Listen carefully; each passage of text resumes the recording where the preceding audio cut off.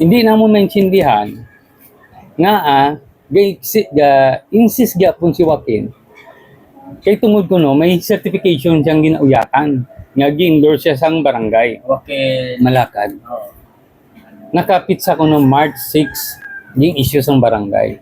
Sigo I don't care kung naghatag ang barangay. Kaya kung tanawon niya na tanawon ta ang iya nga length of service.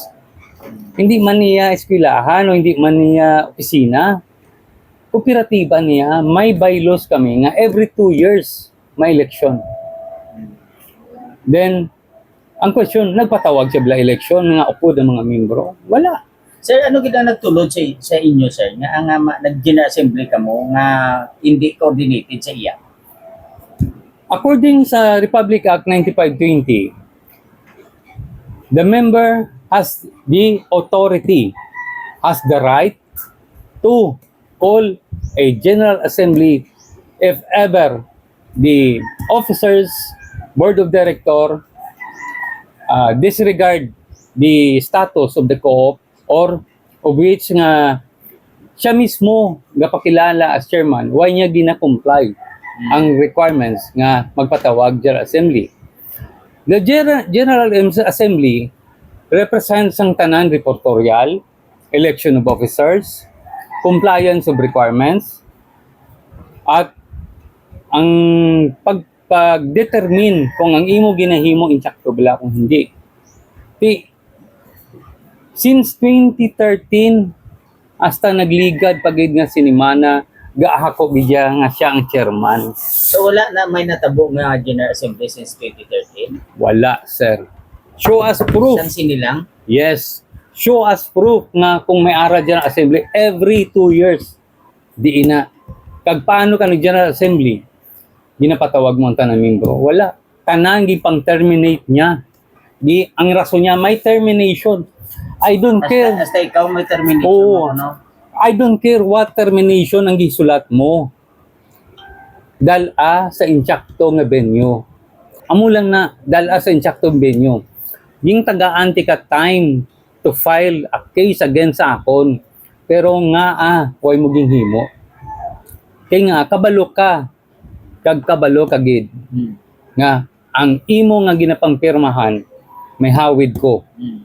So, sir, subong sir, ang inyong pag-insist subong sa mag-usa na no separate, anong guys hindi, nagtunga subong ang... Hindi to nga, sir. May separate siya nga member nga bisan ako mismo, may separate siya nga member nga bisan ako mismo nakabalo nga sa from the start, hindi na sila member. Nagpanguha lang na siya. Hapos niya magamit ang ngalan sa syudad. Kag pamatud-an niya nga, ay ako ang chairman. Pero honestly, hindi amo ng proseso. May treasurero may treasurera, sa pila ka tuig, nagbulos-bulos bala. Wala. Utod niya. Ang secretary, utod niya, si Juan Malakad. Si Elsie Muniz, din nga kita, bookkeeper, may mga previous ko records ang list of officers. Ara, yung sabi niya kay Councilor Al, yung hatag niya sa kay, nagpa-register siya sa SEC. Sige.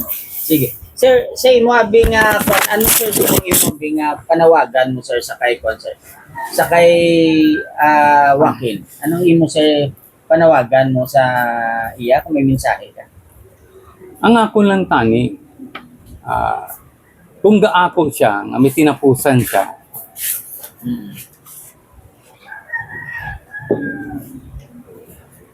basi nalipat siya sa words nga respect. Ang respeto, tantawa sa bokabularyo mo, basi wala na. Ang mga upod mo, ng mga tigulang na gani pa sa imo, na naging membro, na agi na baliwala mo. Kag paano ka naging chairman, hasta subong, nga ang aton bylaws, wala na ginambal nga lifetime nga ikaw ang chairman. Palantawa kami sang imo layi nga di mo na ginabasihan. Wala na sa Republic Act 9520. Hindi na pwede nga pamilya incorporata. ang kooperatiba. Sa imo sir mga membro subo, ano may mensahe ka sa ila? Sa tanan nga mananagat sa Bilog Negros ang makabati sa akong tingog, kag nagamulay sa akong ngalan, amulan ni mahambal ko sa inyo. Wala ta mo ginadilian nga magkadto di sa akon kag mangunsiho.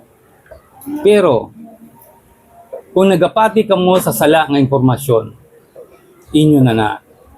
Ang akon lang, kabay pa nga ang mga mananagat sa diri sa Punta Taytay, ma-unite ko in accordance sa Republic Act 8550, which is fishery laws.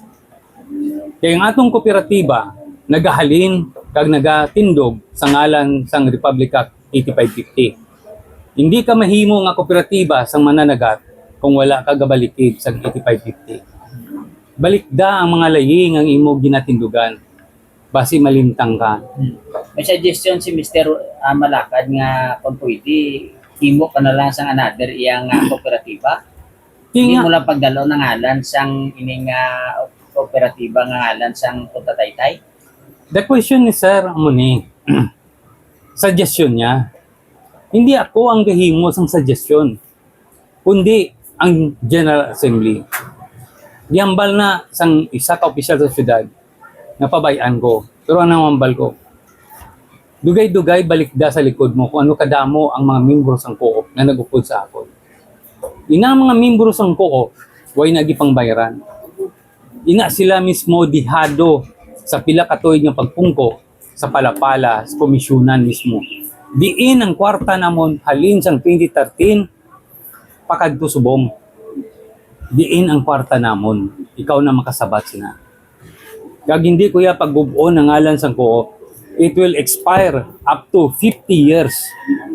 Kung nauyang ang 13 katuig, may ara pa mi sobra 35 katuig guro. So why ka plano sa nga Wala.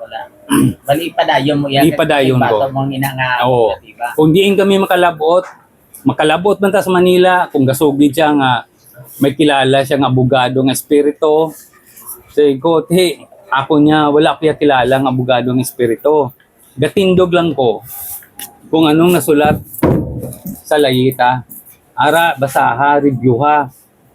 Kung damo ka kwarta, kabalo ko, gasugid ka damo ka kwarta. Tani nagbakal ka sini para hindi ka malimtang. May gipagbuwa ang kooperatiba guidelines. Nga nagdali-dali ka. Nga nagdali-dali ka patawag sa assembly. Hindi amo na ang proseso. Nag-submit ka documents. Pwede na bala nga kamulang magulutod mapirma? Naka-registered na tanan. Amo na ang pamangkot ko sa imo. Palihog. Hindi pagdala ang membro nga igaupod sa imo. Kung malumpat ka sa bangil o sa pangpang o kung sa diin ka malumpat, hindi paghagarang iban. Itudlo kung anong intsakto. Amula na akon